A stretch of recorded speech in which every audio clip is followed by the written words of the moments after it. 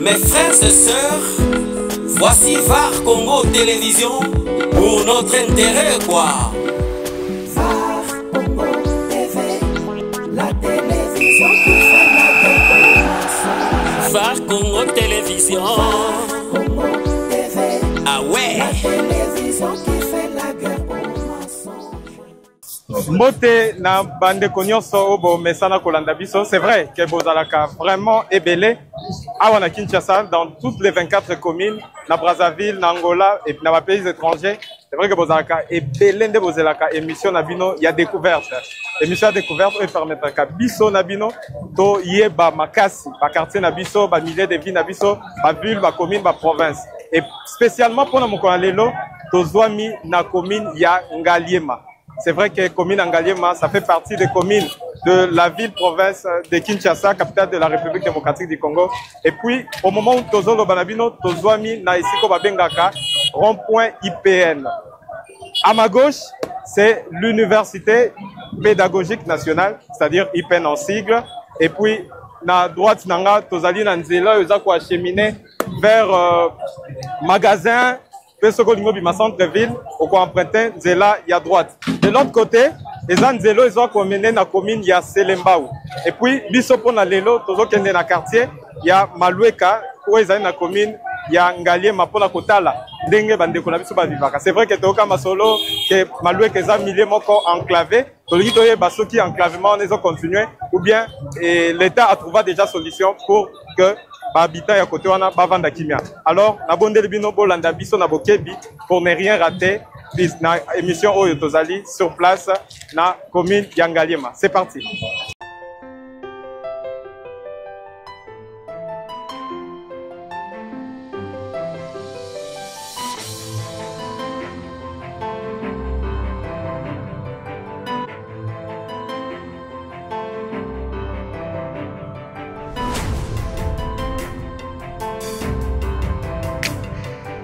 Voilà, bande kondenge toyebisaki bino ke lelo toko kitawa na quartier Maloueka.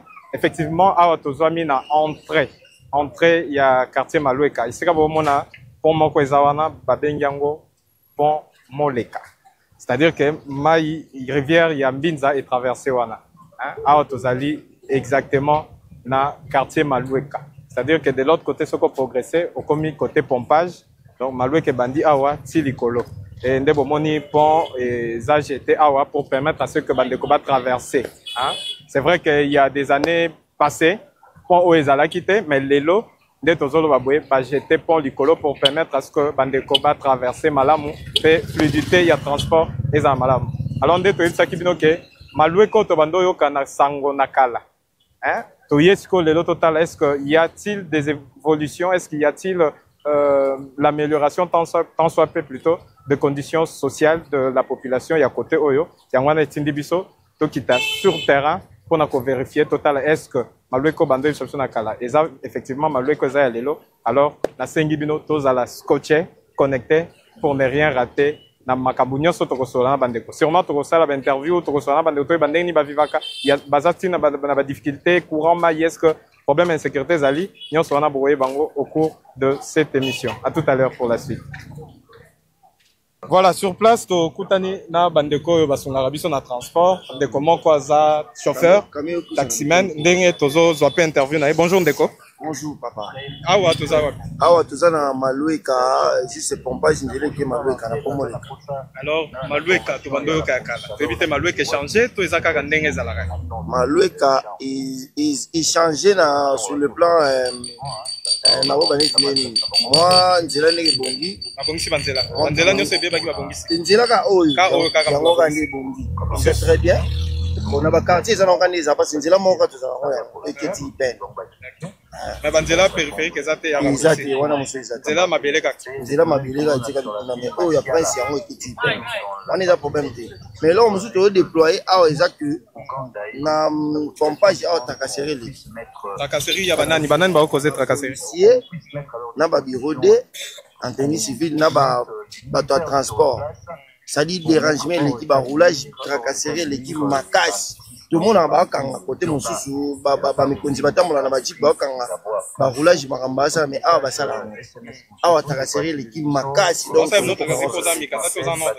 oza mukanda te awa soki kaka ofini mbote jalika suki bakanga de akanda bakomo luka suko manière nini bakanga donc awa eleki trop na pompage takaseri l'équipe makasi donc ça dit so ba yete je ne suis pas yo ka to bagarre na ba policier to tumbi ata sous cette na bango mais il faut ba ya sikoyo baya olandela makambo ezolekana awa parce que so batiki yango un jour bayoka sango ya pompage ya arrêt Maloueka pompage oyo bayoka ngo Maloueka ipen sadi so bayete un jour bayoka bato bakufi parce que mabe eza pena makasi je crois so ovandi ata ti 12h yo moko otraîner ka moke ati 12h au mona scène de kana ati 12h o comprend makambo na olobanisa o bangomi kala minute au mona de ba 12h zo ma 12h awa choque bana ba kamera to kimaka comment tu m'as engagé côté bah tu vas me l'enlever sur côté. Merci beaucoup.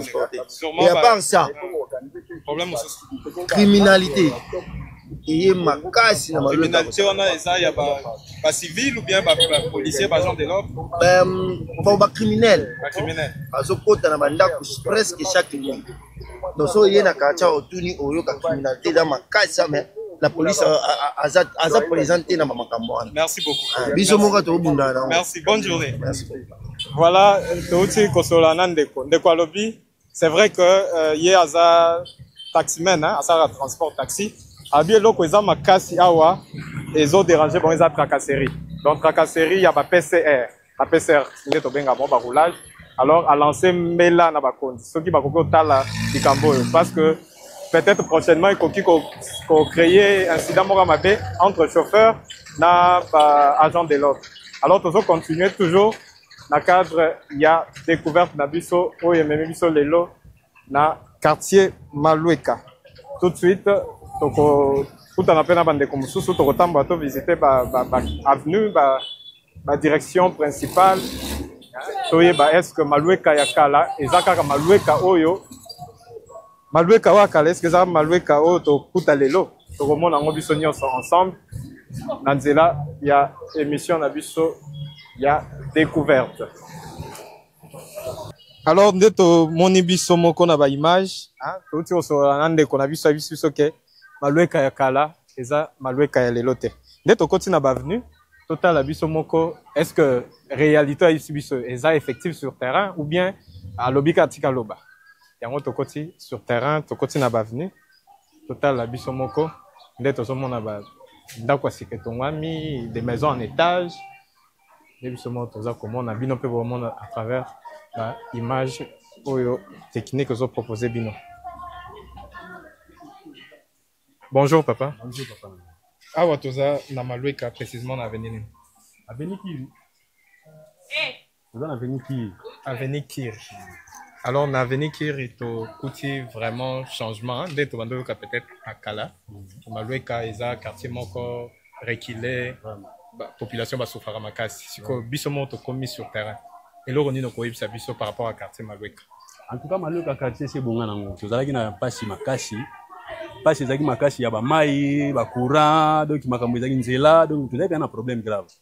Mais depuis ton moni pena que moi changement ko tipo papa Fati ayepe na mo makanti na ye na makanti ya saleli biso poto na problème grave na nzela oyo poto le poto bima awa ezaki pasi poko ma pompage et pour le moment où tozali awa nzela c'est comme kitoko mabeka kande to wana awa ezali kamba kuluna na moi kuluna esama na moi bazo botola pena na ba botoli téléphone ba botoli saki mwana mwasi ngazo ke wana mbangu bakei na eloko wana ko papa ezaki ko lobela te bazo bazo sa bon eza bana ya Maloueka bango moko bien bato bazo talibanda bango na bango bazo welela nini ba intérêt na bango privé to koloba donc ba faire bango basalaka yango ne bango bazo weya to kofanda na ki moyo yo senti ngana za na secondaire mo na sala ba copie na sable mais so kitina mai kuna omona ba filmer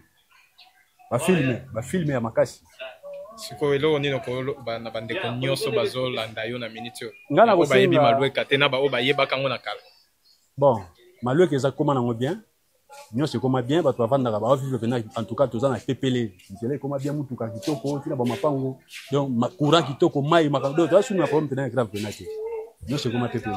Merci beaucoup papa. Olobi comme bonne année papa Modogo. Papa Modogo, merci beaucoup, bonne journée à vous. Merci. Voilà, ndenge touti kosola na papa Modogo a yebisi biso que Maloueka ya kala eza lisusu Maloueka ya lelo te. C'est-à-dire qu'il y a vraiment un changement positif au Salami, hein? Depuis l'avènement à la tête du pays à Mokonzi Mboka Félix Tshisekedi, les changements on les a constatés. C'est-à-dire au niveau de la société, les conditions sociales les a améliorées. Hein, quand on parle des conditions sociales, tout le monde a entre autres nzela, les infrastructures. Le long Maloueka bazana route principale, il y a Kitoko, ndenge bango nyonso baruti koloba. Alors, na bato nyonso bayebaka Maloueka na image akala. Hein? Tosengi bino eloko moko kaka. Bolanda biso, bo comprendre est-ce que Maloueka kala, eza su Maloueka lelo. Na bengi bino tout landa ensemble elongo na bino. C'est parti. Bonjour maman Mbote. Bonjour no papa. Kombo nani mama soto koyeba? Kombo na mama Mimi Nzumba. Mama Mimi Nzumba. Ah tozwami wapi? Tova na city. Na quartier Maloueka. Quartier Maloueka. Alors, lelo toye otala bino. Équipe technique mo bakitiawa, toye otala ndenge nini bozo vivre. Okoyebisa biso qu'est-ce que Maloueka vie za ndenge nini? Bo vivre kitoko bien pas problème. Bien nakala. Maloueka prince ezalaka te, ma ezalaka te, couré ezalaka ya malonga te. Mais banda papa Fatia Kota, couré koma kitoko prépayé, ma ekoma ya bien ekendaka te coura kutu so ekeka seke yonde osombi coura te. To koma na biso en tout cas bien. Parce que courant onde ezalaka stable boy. Facture ezalaka likolo, bo futa onde ne. Facture nde ezalaka selon de bosomba. So sombi ya 10 000. So c'est la réchauffe ou mila. Il y a $10, hein? Ça dépend de vous avez utilisé, mais ils ont bien pour appeler préparer, ça bien, mais il faut qu'il y ait renforcer l'éclairage public. L'éclairage public est atteint. Batia courant, mais batia éclairage public na ba direction. Net na ba tunnel, ba poto, ils allaient fallait bâtir l'absence de l'éclairage public. Ba minda pour éclairer car son mutama baiser azoya pour aux en faciliter au monde.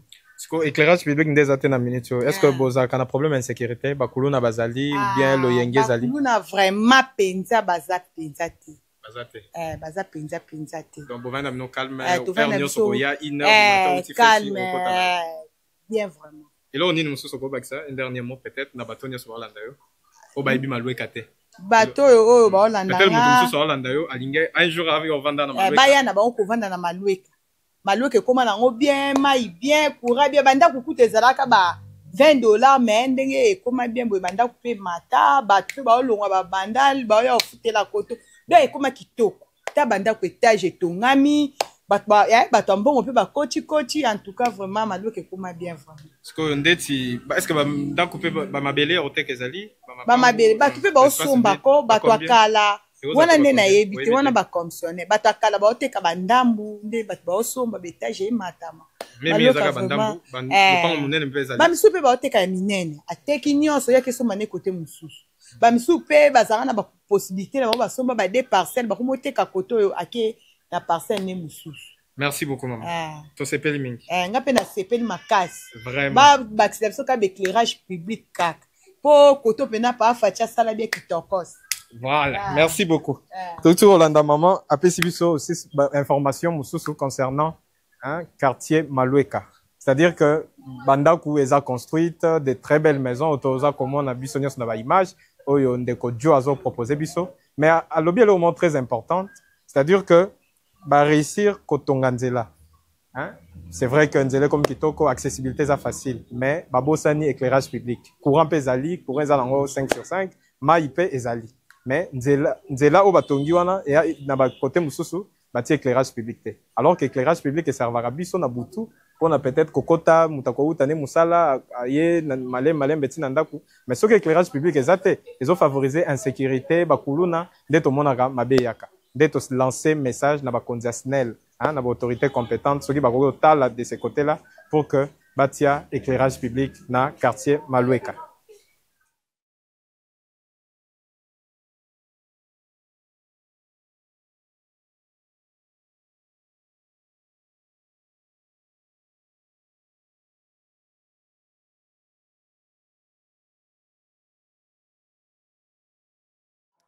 Toujours continuer, toujours balade Nabiso.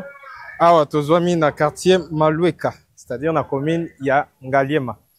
Tokoti bavenu, ndenge toki na masolo, ton tozaki na voie principale, bandeko ba biso que non malwe que changer. Début so moko to kiti to bino, faut vérifier, to comparer makambo ba lobby na réalité sur terrain. De bozo mona bino moko, ça fait ça c'est une information, ça fait 2 jours successifs que Mboula Beti na Kinshasa, capitale de la République démocratique du Congo, raison pour laquelle bozo mona ba ostaniante, ba maïzana ba venu par-ci par-là. Mais tu reçois un peu avant de quoi tu vas savoir est-ce que ce qui mboule beti a difficulté à la ranini est-ce que va venir tonda ka ba inondation à la rande tout le monde va côté mususu de tokosola na bandeko va couper sa biso réponse sur l'évolution de va vivaka awa. Alors ba abonné na biso nde bo message kolanda biso awa tozwami na avenue Kawado. Avenue Kawado eza l'une des avenues awa na quartier Malweka na commune Ngaliema. Dès que tambola bandeko babetel biso masolo nde ba vivaka, mais à notre grande surprise to moni na avenue Kawado oyo eza na pylône ya oyo est transporté ba câble ya haute tension. Biso nyonso to yebi ke sur le plan sécuritaire eza vraiment malamu te place ba câble ya haute tension les cas batu ba vivre. Mais à notre grande surprise nde to moni skoyo sur l'avenue, c'est-à-dire ba maison d'habitation ezali école pesa pembeni batu pe bavandi baoteka batu bazosa ba activité na bango mais na se ya pylône ya o elekisi ba câble à haute tension hein biso nyonso ba misusu bazana Kinshasa biso pe bazate ba yebi likambo elekaka na nini na Matadi Kibala en pleine pluie nde batu bakufa pour na câble à haute tension nde tozotala c'est vraiment déplorable. C'est vrai que l'État devrait trouver des solutions. Pourquoi ne pas délocaliser la câble ou soit que va éviter la population de la côte pour éviter les incidents. Dès que tout le monde a réussi à la Matadi Kibala et bon mappé va te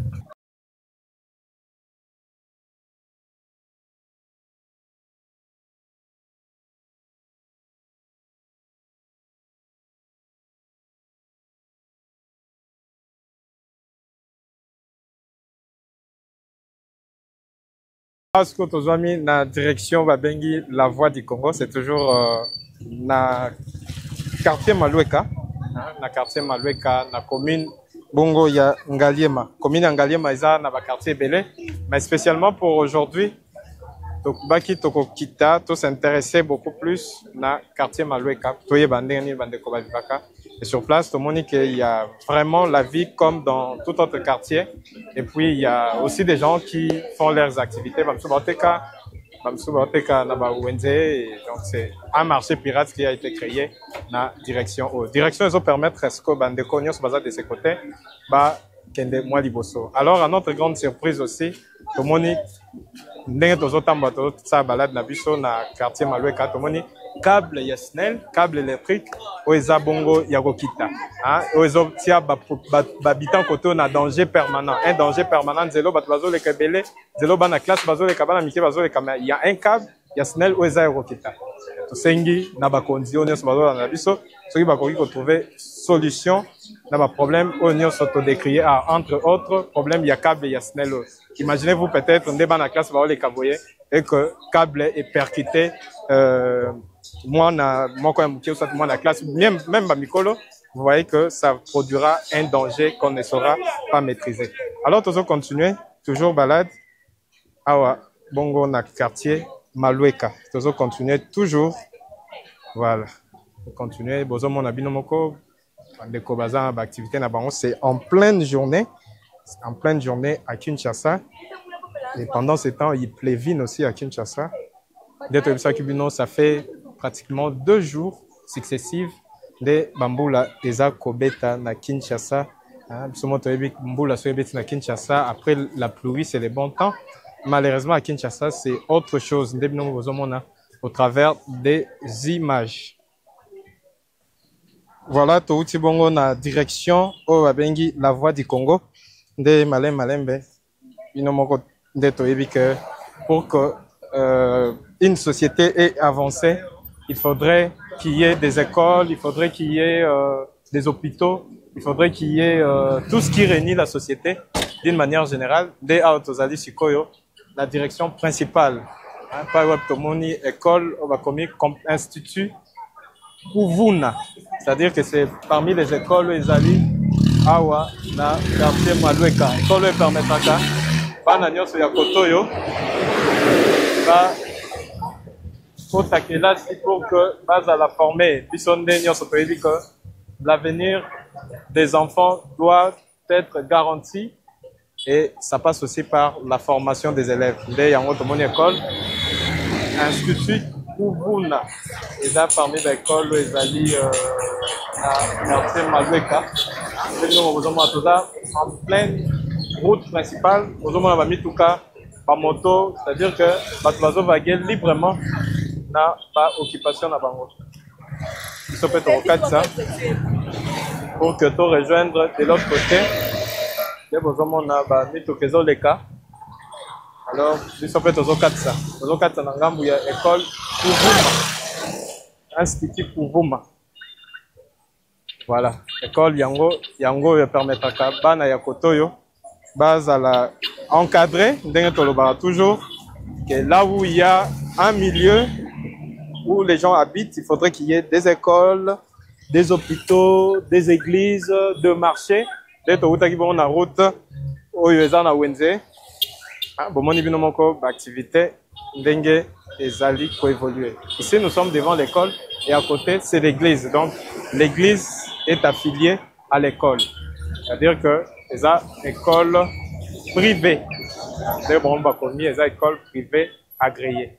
De permettre à bana kotoyo au lieu bakende musika bake pompage basuka kaka awa pour que ba tanga malamu donc moni toza na Kinshasa il est midi ils aba misusu bazobima misusu bazokende bakelasi na bango ndenge ezalaka kaka alors tozo continuer toujours na cadre il y a découverte na biso ya mokolelo o tozwami na quartier Malueka. Voilà tozo continuer toujours découverte na biso awa tozali ce qu'on a avenue Nzolani, c'est-à-dire eza croisement entre des avenues Nzolani na Kinzao wana eza avenue toza sur place nde tozomona les gens ont acheté des parcelles, les gens ont construit, les gens habitent, les gens bazosala ba activité commerciale na bango dans le but toujours il y a qui cherche nde balobaka. Celui qui ne cherche pas ne mange pas non plus. Yangwana, bande kwa koto pe, bazo s'occuper na l'activité na bango. Voilà. Et au moment des maisons sont construites, les gens y habitent, comme dans tout autre milieu de la ville-province de Kinshasa. Bonjour.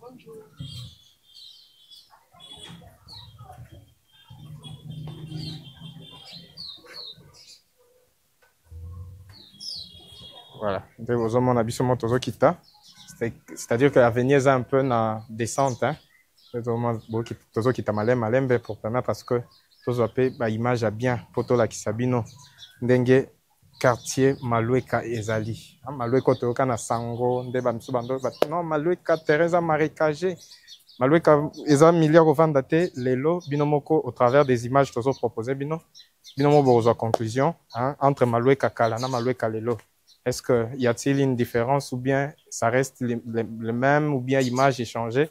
Binomoko bozo réponse na ma question wana au travers de cette émission de Tosololi na bato to sa interview na bango ba ibsibiso ba difficulté bazanango et puis ba saluer ce qui est déjà fait comme projet hein alors toujours là où il y a un bon nombre de gens il faudrait qu'il y ait des routes, il faudrait qu'il y ait l'accessibilité plutôt facile.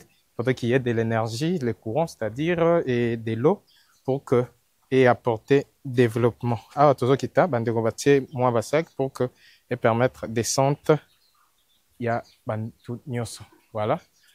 Donc, tout ça, na pigeon té, hein, de pigeon, là où il y a les calmes, tout ça, na beau venté, mais nous sommes bel et bien ici, à Malueka. Hein? Malueka, dès que vous avez l'image, nous nyoso eza Malueka. Il y a deux avenues, sauf que les avenues ne sont pas vraiment, il n'y a pas vraiment de grandes avenues, mais quand même, l'avenue Nabango Ezali, et puis, ils ont bien dispatché, il y a des autres qui construisent, des moments dans l'image, la maison en pleine construction, et bah, déjà, batonga, bah, si ça, bah, kota même, Dès que tu as information, tu recueillir sur place. Et ça, espace me soutient les lobes azoteka. On continue toujours côté pour permettre bandeko nyoso bazaka na besoin. Non, on a besoin d'un espace. Mais na bao tu vando kana kala masolo kala ke malwe ke za place au vendate. En tout cas, naebi ke bo changer quand même image, pour changer connotation pour ando pesa na quartier Maloueka parce que l'autre biso moto sur place au moment où tozo lobe abino biso moko l'équipe mobeza sur place sur terrain pour na ko bete la bino masolo sur les quartiers Maloueka. Alors lui bazan courant na bango ya bien, balobi maïza vraiment permanent donc air nyo sur ya otoka mai insécurité paix c'est vrai que à Kinshasa insécurité ça presque partout mais de ce côté quand même il y a une amélioration par rapport à la sécurité. Toujours, il y a des maisons qui sont en pleine construction. Il y a aussi d'autres maisons et déjà ici là. Donc, tout le monde peut que sur les plans écologiques, quartier Maloueka va respecter quand même parce que la plupart des maisons, tout le monde il y a des fleurs à côté pour permettre à ce que tu vas respirer bien. Parce que c'est vrai que beaucoup de Tonganda, qu'on a des normes, des conditions sont réunies, mais lorsque les gens n'ont pas la facilité, il y a qu'on respirer, mais on peut pas bien, ça aussi c'est un problème. Tout le monde a Kinshasa, les lobes parcelles, et comme morcelé, on a parcelle, il y a les qui mounene, même à 4 demi, ils ont permettre à na bandeko, ba vendre à l'aise, ba respirer kitoko. Mais ici à Maloueka, c'est par contre les contraires, c'est-à-dire que bandeko tomba sombi, batongi, et puis penser qu'il peut sur les plans écologiques. Pour que ata muta revendre ata yemo revendre tant otia ba locataire ba respirer quand même mon pas bien. Nous sommes toujours à Maloueka tous à Maloueka na quartier Maloueka weza parmi les quartiers na commune ya Ngaliema commune Ngaliema ça vraiment munene commune Ngaliema ça munene ba quartier belé ça na ba avenue Ebele alors tout ça bel et bien na quartier Maloueka pour na rekoma bande konyoso peut-être ba tala biso. On s'est posé question. Bon, on a encore c'est vrai que tout le monde banda quoi bien zali, va venir à Kitoko, mais on a encore c'est-à-dire que ce qu'on a parti il y a UPN, ou soit au outil bakota changu. Au yenoka malembe rond-point Gaba. À partir de rond-point Gaba, bus zali wana babele la UPN, mais sous peu babele la cité verte. Mais yoko maintenant na bus il y a UPN. Pour na bandeko ba uta kota changu côté Moamba pour na ko rejoindre quartier Oyo. C'est-à-dire à partir au Kitina IPN. IPN, c'est un rond-point carrefour très connu. Batebele ba yebiango. À partir de kaka babele là, na ba moto même ba mituka Maloueka pompage Maloueka. Donc on matana bus on a soit moto pour permettre yo au komati. Pour la bande comme ça ba uta centre-ville. Bande comme ça ba uta centre-ville. Bangonde bazan facilité paye ya koya pas par bakokoma bona IPN parce que IPN c'est comme un carrefour. Ils ont réuni bateau bateau de différents côtés mais bango barozoa plutôt route il y a magasin c'est-à-dire Kitambo magasin à partir de Kitambo magasin depuis babele la bus ya kawana ya IPN au commune à UPN tant au commune à UPN yomoko okoyoka de bazobele la Maloueka pompage à partir wana de oko rejoindre biso esika tozwami awa na quartier peut-être pour nous visiter peut-être au bon na yoki nde bozolo ba menga mo pe na koma sur place na mona ndenge zalaka et ça m'a bête oko koma au visiter pourquoi ne pas aussi habiter ici pour les quartiers lokola ba quartier nyoso na ville province ya Kinshasa tozo kita toujours vous remarquez que la plupart des avenues un peu na ba descente de tozo kita pour na ko lakisa bino ba image détail morote ko échapper biso pour ramasser tout ce qui concerne vraiment les quartiers Maloueka pour que tout l'Axabino, devant na biso za ko informer bino, ko former, ko divertir. Tout l'Axabino ba milliers na biso ndenge zalaka. Tout l'Axabino parce que Kinshasa c'est pas seulement la Gombe, Kinshasa c'est pas seulement Limité, mais Kinshasa c'est aussi les quartiers Maloueka. Voilà, ndenge to sola na bandeko, ba yebisi biso ke moi problème ya insécurité za linde za toujours na Kinshasa. Et biso moko chemin faisant de autant na compte balade na biso na cadre balade plutôt tokutani na scène moko boye oyo esalami na misu na biso c'est-à-dire que toza na entre deux avenues avenue Monganga na Régie pour babenga Maloueka Régie donc c'est-à-dire que bana il y a les deux camps bayoka na raté ezanga ba jeune des moi ba ranking na bango entre les deux côtés bayoka na raté problème oyo les autres qu'on s'est posé non seulement dans Maloueka mais dans le quartier Ebele na Kinshasa c'est-à-dire que ba rancune mora mikie entre le jeune de cette avenue na avenue Mosusu Boye yango ne mutezo me makuluna parce qu'entre les deux nde bayo kanate bonso bakutani sûrement il y aura des affrontements et na quatre affrontements na bato bazo futa ba pokase ce sont les paisibles populations c'est-à-dire que bana ya kotoyo bakaitaka ngambu te so bomoni mwa liboso kuna frontière mo yozana donc eza mwa ba marche mo ba escalier bana ya kuna pe bakoma koto te frontière zaka wana soki bamoni mwana koto akomi kuna c'est-à-dire que scandale esalama so pe mwana kuna akomi koto scandale esalama tosengi na ministre intérieur hein, sécurité décentralisation et affaires coutumières ntango azotala makambo boye azoyoka biso toloba makambo ya sécurité na Kinshasa est-ce que ayebi pe déjà comment na quartier Malueka est-ce que ayokango pe déjà soki ayokango en tout cas cher ministre ba solution ezali na bino biso to lobby comme des journalistes to suki wana mais ba solution c'est l'État qui propose des solutions. Voilà awa tozwami na avenue babengi Régie des eaux c'est-à-dire avenue Régie des eaux bandi kuna pourquoi babengi en Régie des eaux parce que direction urbaine hein? Il y a Régie des eaux eza na avenue oyo yango avenue nyonso bomona nde na okita eza ba mabanga ebele yango na okita malem babengi yango avenue Régie des eaux awa pe liboso na biso tomoni pont moko boye eza wana donc ils ont permettre plutôt traverser il y a rivière c'est-à-dire rivière Mbinza ototikaki kuna tanto bandaki émission et les cap Kotoyo maintenant Kotoyo batia traverser pour que permettre na babitant Kotoyo ba traverser malam awa pe tokokutana na batu sûrement ceux qui baza disponible pour l'interview pour na ko expliquer biso ndenge ba vivaka côté oyo ah tomoni bongo mai ya Mbinza mai ya Mbinza tokutaki na pont wana c'est-à-dire traverser côté oyo nde yango tozomona babengi mai ya Mbinza toza toujours na avenue Régie des eaux bongo na quartier Malueka pont yango nazomata nde midongo bozomona nazozela na ndeko moko aza liboso aleka pour que nga pe na traverser mingi akoloba eza te toujours na quartier Malueka toujours na quartier Malueka ape tomoni tiyo ya Régie des eaux eleka awa nde tobi eza non loin ya direction urbaine ya tiyo ya Régie des eaux mais tape tokuti tiyo ya Régie des eaux eza état ya bien te donc eza yango nde babengi pont basangisi mwa mabende mwa bowana eleki likolo tiyo nde bapopulation koto babengi en pont bon biso tozomata mpona kolakisa bino réalité oyo eza awa na quartier Malueka oyo bozomona oyo babengi mai ya Mbinza mai ya Mbinza traversé côté oyo réalité ya Malueka yango oyo donc bao nyonso bazolanda biso de partout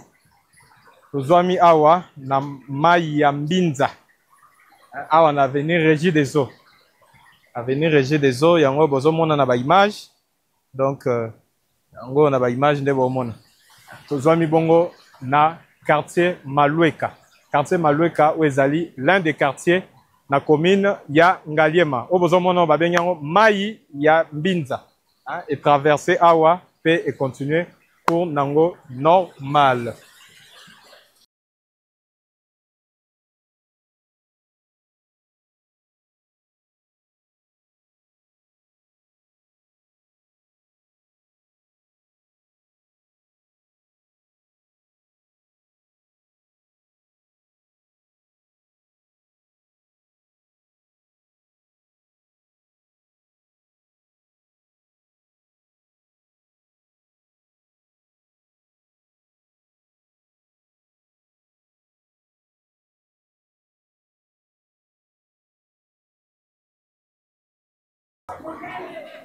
Voilà awa sikoyo tokomi na terrain ya Régie za terrain ya Régie kombo nango terrain ya Régie c'est-à-dire que permettra ba jeune ya Kotoyo ba exercer ba activité sportive na bango et to moni équipe mosusu pe to ba dingi ba beta bale na bita so bangi ba beto bien ba beti déjà donc terrain ya Régie yango yo desangisa ba jeune ya côté oyo pour que ba exercer ba activité sportive na bango toza toujours na Malueka terrain oyo eza terrain ya quartier Malueka nde ba bengi yango terrain ya Régie voilà yango bomona ba joueur bazali ba obeta na mobale donc but bien objectif il y a terrain au yangwa ils appellent terrain monene et à côté ça na bandaku c'est-à-dire que ma maison d'habitation peut aller nango la maison d'habitation est de l'autre côté peut tomber poste il y a la police c'est-à-dire SIAT il y a la police oui d'accord bon pour une intervention rapide à un moment donné quand peut-être il y a un cas d'insécurité il faudrait une intervention rapide de bâtir la bango SIAT il y a la police donc awa tozwami na terrain ya régie ba misusu ba yebi yango pe déjà bande comme misusu ba longwa malwe kakala sûrement tant bazotala ba image bazo se rappeler na terrain ya régie eza terrain vraiment monene de tozomona ngo na ba image na biso oyo technique eza ko proposer biso na sima caméra jo yende mdaza ko manier ba caméra zo l'accepter ba image ya kitoko ya terrain malweka voilà terrain malweka yango yo bande konyoso ba yebi terrain oyo yango terrain malweka voilà toujours continuer toujours na cadre ya découverte na biso terrain malweka c'est-à-dire à droite eza macadam ba uta au kotonga nouvellement des permettre à ce que bande ko ba uta IPN ba le malweka jusque na pompage voilà awa sikoyo tozwami na avenue Ndombe. Avenue Ndombe, eza avenue, eza juste après terrain. Donc après terrain, il y a foot, autre là, c'est notre terrain, il y a régie. Ah ouais, c'est quoi avenue Ndombe? Juste à côté de Nabisabino, il y avait un souciat, il y a la police. Oyo et sécuriser ka ba bitane sa côté. Avenue oyo, ils ont prolongé jusque la voie principale. Donc c'est-à-dire ce que vous avez IPN, avenue OP, exa raccourci au commune ministériel direction principale pour que des IPN soit aux zones à pompage. Dès au monde in avenue, aux zones à bien image, donc ça va zoter canabango, c'est-à-dire avant l'année côté on a bossal pan activité naïe commerciale, juste manière pour naïe cause moins 10 francs, 20 francs pour nous sa famille. Nous mon boy qui est à Kinshasa, ce que le quitter les mois passés, bon pas seulement à Kinshasa mais partout ailleurs. C'est lui qui ne cherche pas, ne mange pas non plus. Et on va exercer l'activité na bango normalement, normalement, vivre Frézali et surtout que selon l'information que recueillir sur place, bazan na bango na courant bien, c'est-à-dire courant stable. Donc il y a des activités qui fonctionnent à la normale. Bamsoupé, bazan ba boutique na bango, bande kopé mususu, auto les kakuneza. Usine, moi usine amuki ya mabaya, bakatra mabaya pona kosunga bandeko baza kotonga bandaku, ba dépôt pe ya basima ezali. Donc la vie évolue normalement dans quartier Malweka. Ici ka tomema kibino pona quand il y a découverte na biso mukona lelo. C'est vrai que to tamboli ba vini ebele, c'est vrai que to palper du doigt la réalité au to bando yo kana musika. Que Malweka eza boye eza quartier moko ko vanda te quartier mo pas si courant ba difficulté mais lelo to koki ko changer discours pour na ko ba ke Malweka c'est vrai que il y a encore beaucoup à faire mais o esalami pe eza déjà geste moko très significatif parce que la population baza tant soit peu satisfaite na réalisation de ce salami banzela courant maï c'est vrai que ba défi musu c'est tikali mais dans un premier temps écoutez. Bonjour monsieur. Oh, bonjour.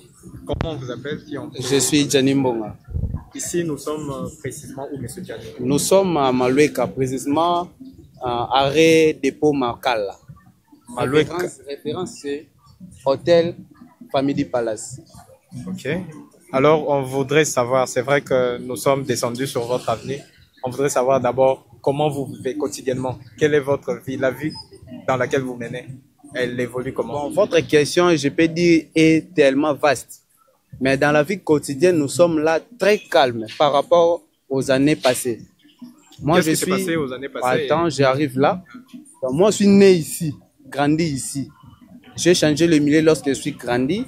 Et vous voyez, étant que jeune, lorsque vous grandissez dans le même quartier, il faut changer peut-être lorsque vous avez envie de changer le milieu, je peux dire.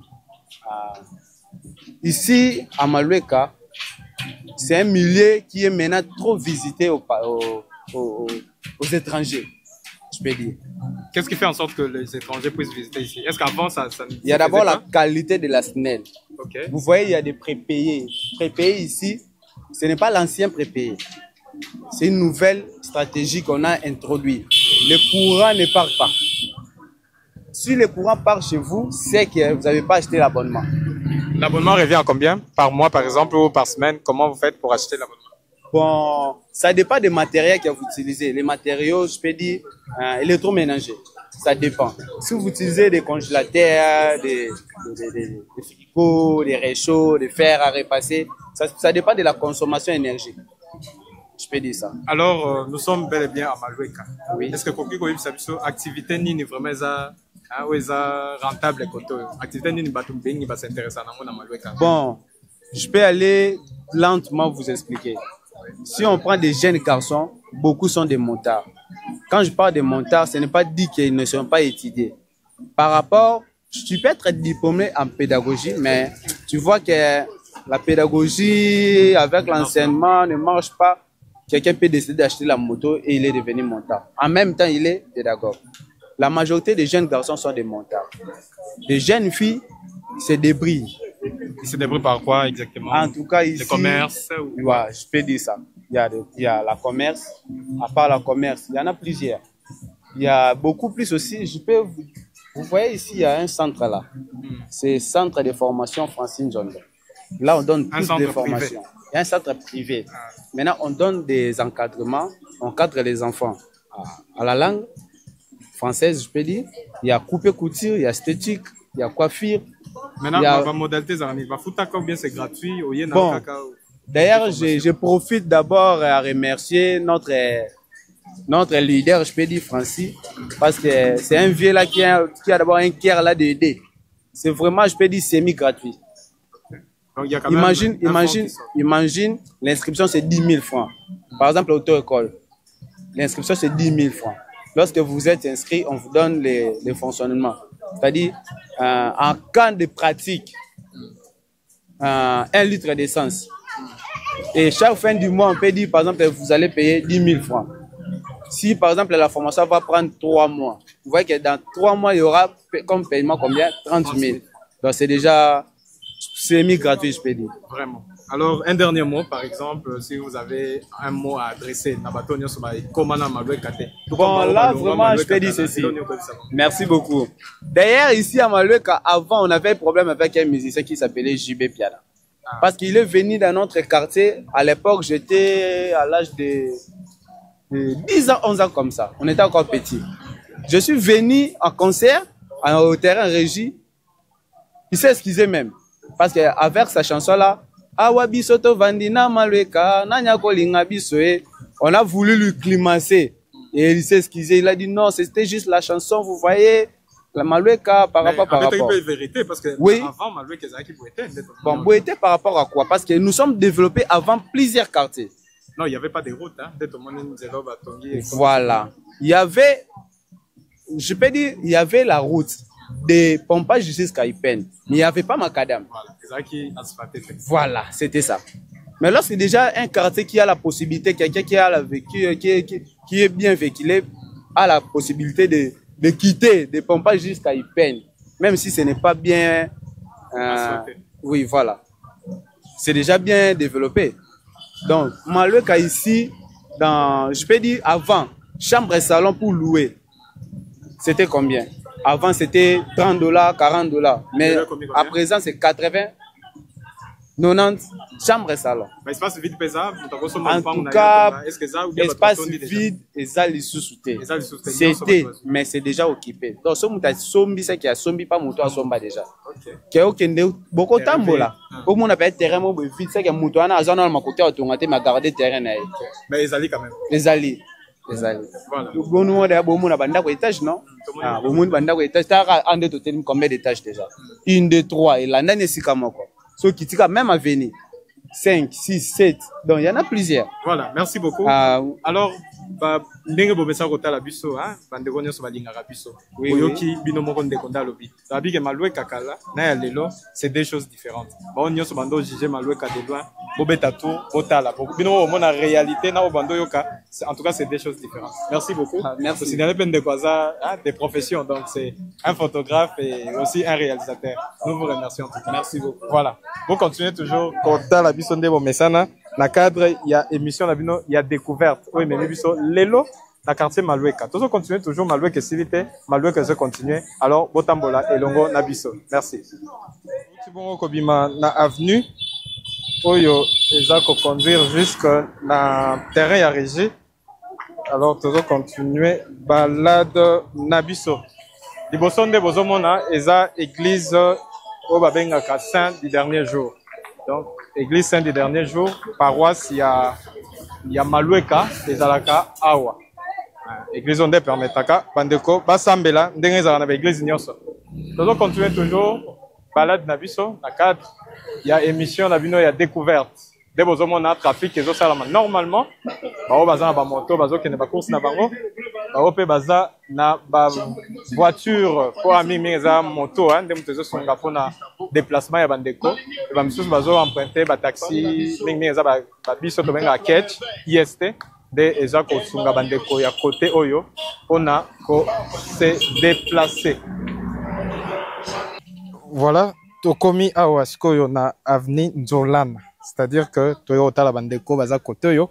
Donc binomo bozo monande tozo kita la marche batia awa pour permettre bango bakota na bandaku na bango. Alors awa tozo kita malembe to solo la pe na bandeko.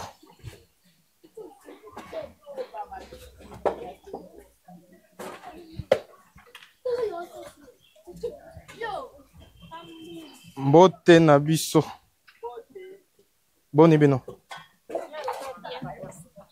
boye nzela mo nzela ngo yango okiti place wana kita malembe après bon l'exo juste la porte ndako.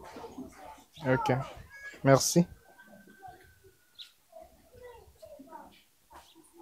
Voilà, bandeko babeteli biso lisolo eza na source moko eza kotoyo nde tozolinga tokoma kuna pour que tomemela bino mpe bainformation bino boyebi biso tozalaka précis concis na bainformation topesaka bino tozalaka vraiment à la source tozokenda yo nde toza mpe na guide na biso liboso azomema biso malembe kino tokokoma na destination. Donc botenir biso rigueur te mpo na nzela eza baleya oh la la la la eza baleya. Mbote maman. Mbote papa na ngai. Okoyebisa biso awa tozwami wapi précisément? Bon, awa toza na Maloueka na Avenue Mangweni, Maloueka na quartier Lukunga. Alors awa tokoti source moko eza awa, c'est-à-dire que eza ya mai. Toyini toyeba musala nango eza nini? Est-ce que koto oyo mai ya rejet des eaux eposaka problème? Bapompe eza te? Bon, na likolo na nga bapompe ezali. Bon, basalaka selo ndenge bamindele ya japonais ndenge baka kosala bazalaka kotuna biso oyo asepeli ko babongisa po na bamai ndenge ezalaka ekei po tanto mai ya régie des eaux ekendaka vraiment soki bambula ebeti na ndenge population ekoti na nzela Lukunga na mingi mai ekendaka mpe esungaka biso makasi na population ya Maloueka awa ebele bayebi suso depuis 2008 esalama ebele bayebi yango ntuka esungaka makasi me bapompe ezali me eza mwa likolo me na bapompe wana bato ebele mpe batoka na bango oyo balinga na bango pompe te bayaka kotoka mpo basungama na oyo mai yango euti d'abord wapi? Bon, mai euti place oyo ezalaki lizipa ezalaki lizipa me bandako ezalaki na likolo ya lizipa sikoyo le bamindele bayaka batali méthode nde basali nde bakanalizaka mai babendi bamai oyo ya basource ya mike ezalaka na direction oyo babendi yango nde bakanaliza yango banda kote ya ndako wana ntina ndenge ye boye baye kosukisa na se wana batya mpe libulu moko boye ebombaka mai nde baye kotya tio moko ye kobima awa nde baye kanalize awa bie nde ebimaka na tio awa na libanda. Sikoyo bandeko nde bayaka kotoka mai boye ezalaka ofele ou bien bafutaka mbongo? Bon, yo oyebi ke toza bakongole toza mutu pasi normalement eza na mwa mibeko eza me bato batosaka te mibeko ezali fo bafutaka lokola bouteille ya sucre naza mpe na badocument nango awa mpona akrete ya source baoyo banégligence basource basala nde ekufa me nga lokola na néglige yango te moni natya me mikaro na se mpo ebukanaka mpe ya makasi kuna nyonso natongaka me ndenge bato bayaka na babuto po mibeko batosala na bango te bamiso yoko ya leta me babukibuki bamiri nyonso natongaka wana mpona kokanalize mai oyo me moko bapesaka nga 1500 me bamiso bapesaka te lokwa mpe tobotami awa tokoleli awa bana bakoleli awa donc moya kolandaka nyonso wana eza te mpo eza libako koswana no na bato koyina no na bato nde bato antuka esungaka bato makasi. Donc soki to comprendre bien source oyo ekataka te mai ebimaka 24/24 à tout moment. Ekata Depuis 2008. Depuis 2008 yango nezo fonctionner na ba père presque na ba source OHP passé na seliro ya biso awa source kaka etikala pena OHP pasalaka oyo bapui ba source bato babuka likola bakanda ya ba maloba ya bato bakanda wana bato babuki ngo batiki ba mapango na bango ezalaki menga na mona kesunga nga pe makasi na tuke sunga pe bato yango na protéger kango makasi. Merci beaucoup maman. Merci. Voilà bino mo bomoni source yango oyo ya mai ndenge mama lobi eza ba créango donc batiango depuis 2008 ezo fonctionner depuis 2008 nde ba komi na ba image nazo kita pour que natalango donc ça existe depuis 2008. Donc ezaki ONG ndem batiaki mpona kosunga bandeko nyonso baza côté oyo po baza difficulté mai. C'est vrai ndenge mama lobi ke mai ya régie des eaux eza nango mais suka likolo. Donc na se o baza un peu na problème ya mai. Des sources o esungaka bango. Mama bi depuis 2008 mai ebimaka donc ekata na raté ebimaka nango ka er nyonso ya 24/24 mai obima pe esungaka bandeko koto batuzwa mai peut-être ya osala misala ya nika bilamba ezosunga bango bao baza na ba mai te parce que mai ya régie des eaux esuka likolo. Bino moni nde to ando kota deux ans mois ba descente moyen ba jusque la régie des zones nous instaura ba pompe nete. Yango mai oyo ezosunga ba ndeko ya koto ba benge yango source. Bomoni to uti bongo kota la source ya mai o mama lobi eza mise en place depuis 2008. Source ebimisa na mai à tout moment. Donc er nyonso ya 20h, 23h, minuit. So yepe na tongo okuta mai. De mama lobi koto mai à régie des eaux ils ont posé problème vu que baza un peu na mois de descente yangwana ils ont posé problème. Mais en dehors il y a problème ya mai mama lobi so peke côté tellement que baza un peu nassé baza na problème il y a courant c'est-à-dire ba courant ba instauré ou ba installé il y a prépayé et comment côté de bazo na minso bazo ça la courant il y a ba voisin ou baza likolo c'est-à-dire que ba bendi singa et puis na fin du mois ba futi facture ba sangi simbongo de mama lobi soki bateli bango courant na bango moko awo et ko sala bango bien. C'est-à-dire que va dépendre du sous na batute, bango ba komi na propre courant na bango futa facture na ndenge na bango. De lisolo mama betele biso yangwana lobito lobelango parce que ba konti ba yokaka. So ba yoki, espérons que ba ko trouver solution pour na ko rétablir parfaitement l'électricité awa na avenue oyo.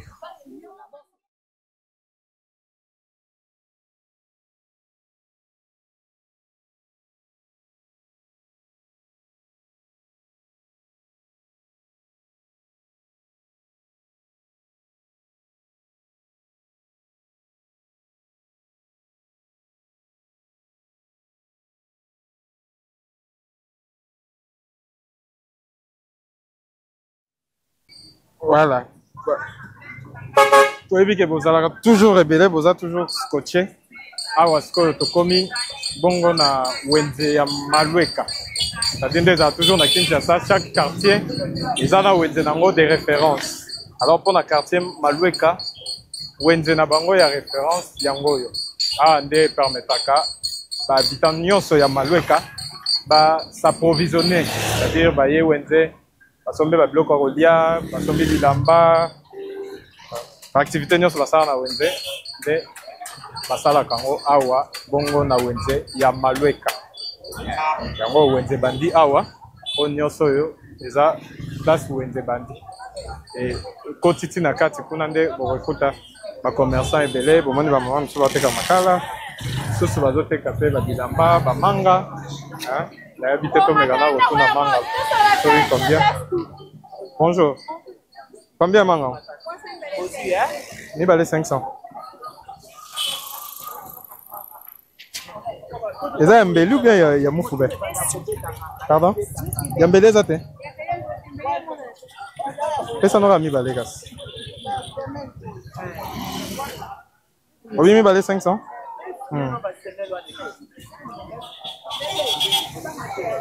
Bon, ça va 4, hein? Bac 100 000 balles. Kabola va sachet, hein?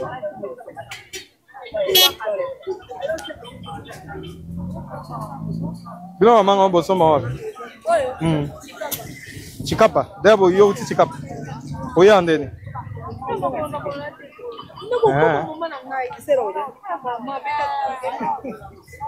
Donc à chaque fois qu'on a chikapa, le yoye nangwa. Ok. Merci.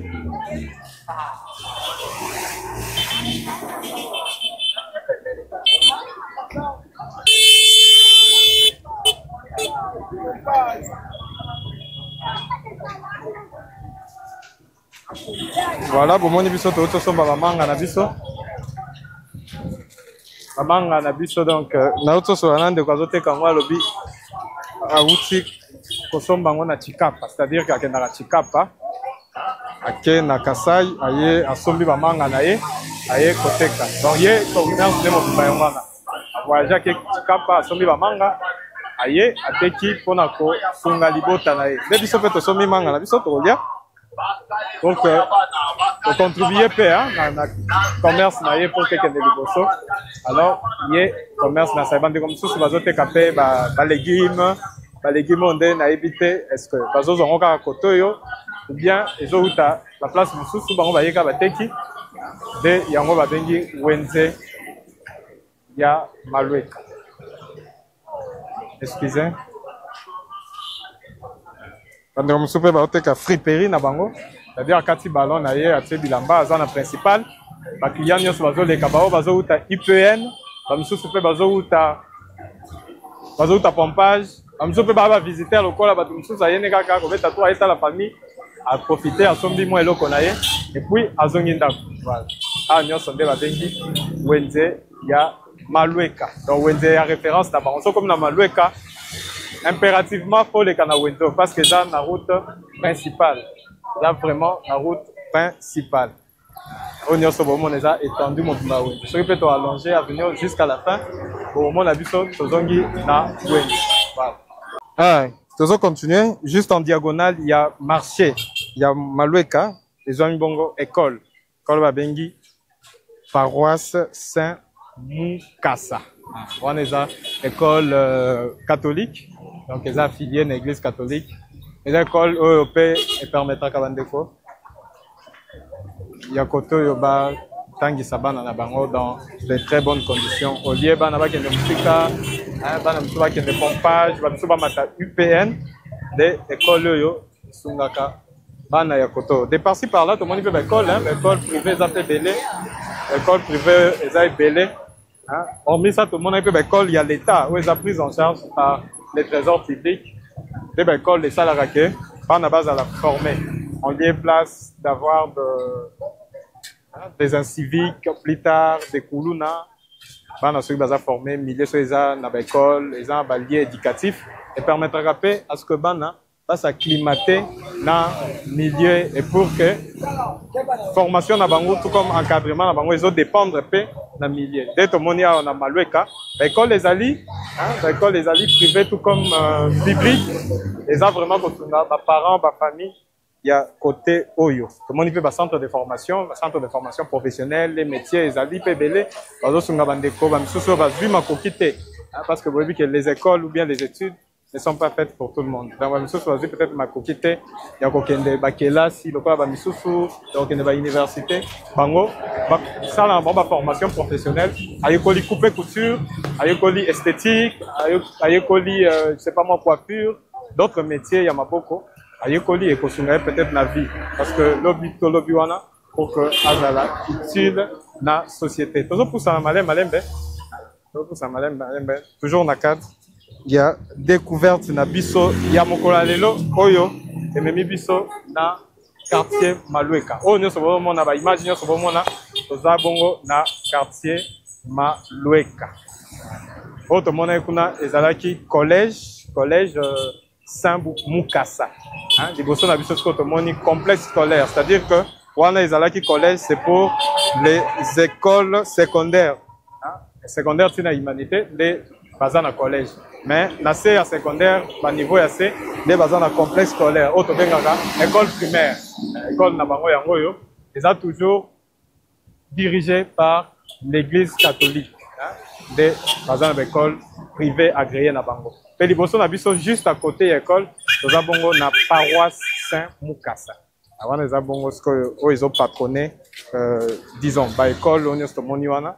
C'est-à-dire que paroisse yango église oyo permettra ba chrétien awa ya côté oyo ba chrétien catholique baya kosambela nde ezala toujours na ba quartier ou bien na ba commune na biso tozala toujours na moi paroisse moko catholique pembeni église moko boya référence awa mpona Malueka baza na paroisse Saint Mukasa. En dehors ya ba école oyo tomoni baza na collège Saint Mukasa, baza na complexe scolaire Mukasa mpe touti komona baza sikoyo na paroisse Saint Mukasa. Bongo, depuis les quartiers Malueka, la régie, sur place, depuis les premières heures de la matinée, tous Tambola, pour faire découvrir Bino, Oignon César, Awa, na quartier Malueka.